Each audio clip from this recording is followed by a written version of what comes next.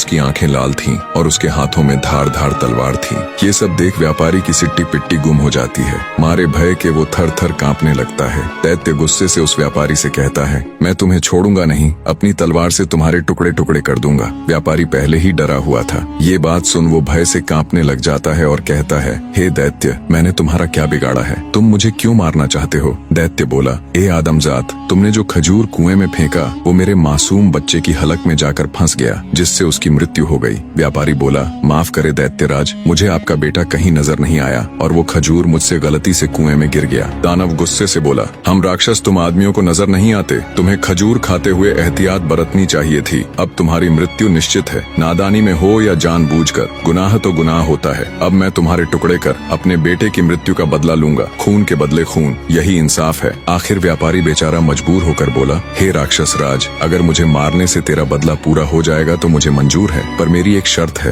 राक्षस बोला, कैसी शर्त? व्यापारी भारी हृदय के साथ बोला, मेरे ऊपर अभी बहुत सी जिम्मेदारियां हैं। मैंने लोगों से कर्ज ले रखा है, वो कर्ज अदा करना है और अपनी जवान बेटी की शादी करनी है। एक बार ये जिम्मेदारियां पूरी कर दूं, उसके बाद मैं खुद तुम्हारे पास आ जाऊंगा, फिर तुम बेशक अपना बदला पूरा कर लेना। ये सुन राक्षस सोच में पड़ जाता है। इतनी कहानी कहते कहते सवेरा हो जाता है और रानी किस्सा सुनाना बंद कर देती है। राजा बोला, तुम चुप क्यों हो गई? मुझे बताओ कि राक्षस ने व्यापारी को मार दिया या फिर उसे उसके कहे अनुसार कुछ समय की मोहलत दे दी। रानी बोली, महाराज, रात खत्म तो बात खत्म, अब सुबह हो चुकी है और मेरे मरने का वक्त आ गया है। राजा बोला, लेकिन मुझे कम से कम इतना तो बता दो कि राक्षस ने उसे मारा या छोड़ दिया। रानी बोली, हे राजा, कहानी बहुत लंबी है, पूरी बताने के लिए वक्त की जरूरत है और अब वक्त खत्म हो चुका है। ये सुन राजा सोच में पड़ जाता है। कुछ सोचकर राजा जब अपनी नवविवाहिता रानी से कहता है, तुम चिंता मत करो, हम वक्त को रोक देंगे, हम तुम्हें एक दिन की जिंदगी और प्रदान करते हैं, अब तुम किस्सा सुनाओ। तब रानी बोली, नहीं मेरे सरताज, किस्से तो रातों को सुनाए जाते हैं, सुबह का वक्त हो चला है, आप अपने राजसी कार्य कीजिए, आगे का किस्सा तो मैं रात को ही सुनाऊंगी। ये सुन राजा सोचता है, कितनी ही लड़कियां मेरे पास आईं और मौत के घाट उतार दी गई। सबके चेहरे पर मौत का भय साफ नजर आता था, पर इसके चेहरे पर तो भय नाम की कोई चीज ही नहीं है। खैर, इसका किस्सा मुझे बहुत दिलचस्प लगा है, इसलिए इसकी जान सिर्फ आज के लिए बख्श दी,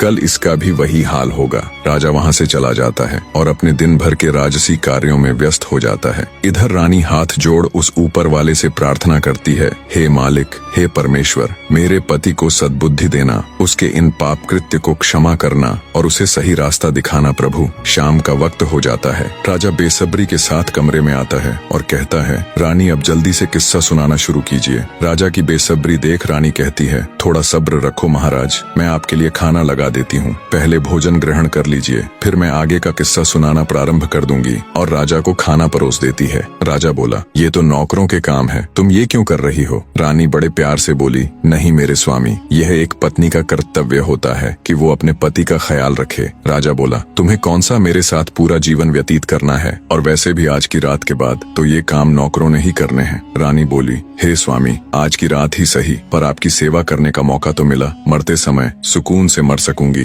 जितना भी समय मिला अपने पति की सेवा तो की। ये सुनकर राजा के दिल को बहुत सुकून मिला, लेकिन तभी उसको अपनी बीवी की बेवफाई याद आ गई। राजा गुस्से से बोला, ये फालतू की बातें मुझसे न करो और जल्दी से किस्सा सुनाना शुरू करो। राजा की बात सुन रानी किस्सा सुनाना शुरू कर देती है। व्यापारी की बात सुन थोड़ी देर विचार कर दैत्य बोला, अगर मैं तुम्हें कुछ समय की मोहलत दे दूं तो क्या गारंटी है कि तुम वापस आओगे? व्यापारी बोला, हे राक्षस राज, उस ऊपर वाले की कसम खाकर कहता हूँ कि मैं अपने कामों को अंजाम देकर यहाँ जरूर आऊंगा और खुद को तुम्हारे हवाले कर दूंगा, मेरा विश्वास करो। दैत्य बोला, ठीक है, मैं तुम्हें 40 दिन की मोहलत देता हूँ। व्यापारी दैत्य का शुक्रिया करते हुए अपने घर की तरफ चल देता है। कुछ दिन के सफर के बाद वो अपने घर पहुँच जाता है। व्यापारी को घर आया देख उसके बीवी बच्चे खुश हो जाते हैं। उसकी पत्नी कहती है, स्वामी, आप थक गए होंगे, हाथ मुंह धो ले, मैं अभी आपके लिए खाना लगाती हूँ। इस बार पता नहीं क्यों मेरा दिल बहुत घबरा रहा था, शुक्र है उस ऊपर वाले का, आप सही सलामत घर आ गए। बीवी के मुख से ये बातें सुन अंदर ही अंदर व्यापारी का हृदय पीड़ा से तड़प उठा। सोचा, जब हमेशा के लिए जाऊंगा तो मेरे बीवी बच्चों का क्या होगा। व्यापारी ने कागज के अंदर अपनी जिंदगी के बचे हुए दिन लिखे होते हैं। धीरे धीरे समय निकलता जा रहा था और व्यापारी के जिंदगी के दिन भी।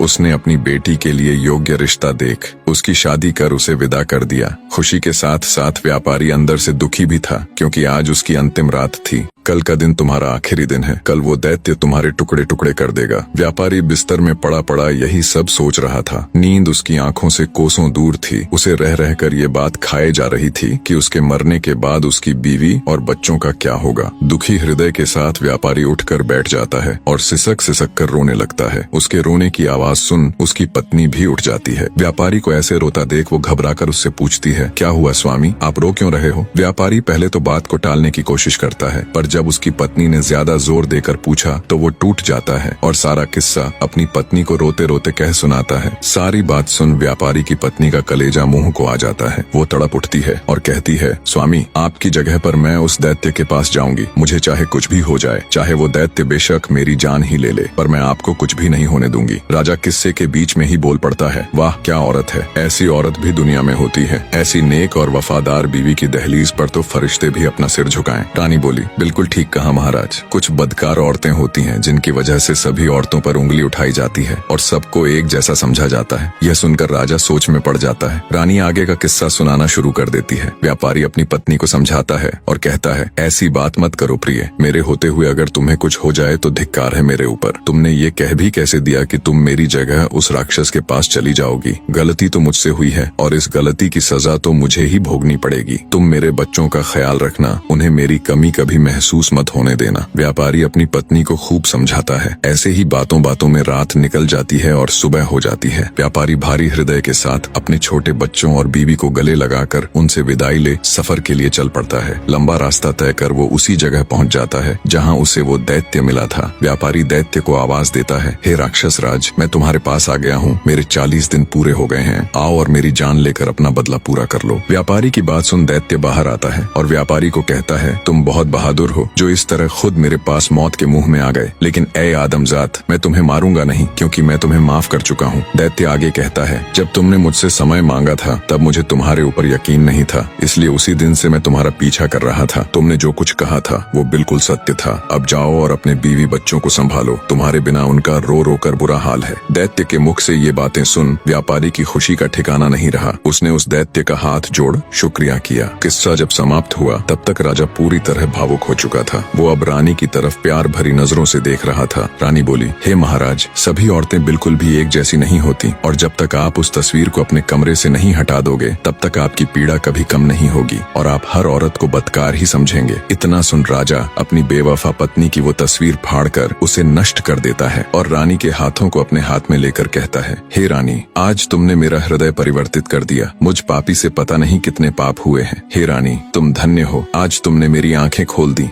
रानी बोली, हे महाराज, आप मुझे मारना चाहे तो बेशक मार दे, लेकिन मेरी एक शर्त है कि आप मुझे सिपाहियों के हाथों से नहीं बल्कि खुद अपने हाथों से मारे। मुझे यह बिल्कुल भी गवारा नहीं कि मुझे कोई सिपाही हाथ लगाए। आपके हाथों से मरूंगी तो मेरी रूह को सुकून मिलेगा। राजा बोला, नहीं मेरी रानी, मैं तुम्हें कुछ नहीं करूंगा। मेरा खोखला भ्रम तोड़कर एक जिल्लत भरी जिंदगी से बाहर निकालने वाली देवी हो तुम। हे मेरी प्रिय, मैं हमेशा तुम्हें अपनी पलकों पर बिठा कर रखूंगा। जो और जितना पाप मैंने किया है शायद उसके लिए वो ऊपर वाला मुझे कदापि माफ न करे, पर बची हुई जिंदगी में मैं सिर्फ खुशियां बांटना चाहता हूँ अपनी प्रजा और तुम्हारे साथ। उधर जब जादूगर को ये बात पता चली कि उसकी बेटी बिल्कुल सही सलामत ही नहीं बल्कि राजा की आंख खोलने वाली उसकी चहेती रानी बन गई है और राजा अब एक नेक इंसान बन गया है, तो उसकी भी खुशी का कोई ठिकाना नहीं रहा। राजा विकराल सिंह रानी सुदक्षिणा के साथ एक हंसी खुशी जीवन व्यतीत करता है। निष्कर्ष, व्यापारी ने अपनी गलती की सजा स्वीकार की, लेकिन उसकी पत्नी और बेटी की निष्ठा और प्रेम ने उसे अंततः एक नई राह दिखाई। राक्षस ने उसकी ईमानदारी और समर्पण को देखकर उसे माफ कर दिया और वह घर लौटने में सफल हुआ। राजा ने रानी की समझदारी और बलिदान को समझा और अपनी पुरानी पीड़ा से मुक्ति पाई। यह कहानी बताती है कि सच्चे प्रेम और नैतिकता की शक्ति से ही जीवन में बदलाव लाया जा सकता है। कहानी में अंत तक बने रहने के लिए आप सबका एक बार फिर से तहे दिल से धन्यवाद। कमेंट करके स्टोरी कैसी लगी अपनी राय जरूर दीजिए और आपके ध्यान में कोई ऐसी कहानी है जिसे आप एक बेहतरीन वीडियो के रूप में देखना चाहे तो जरूर बताएं।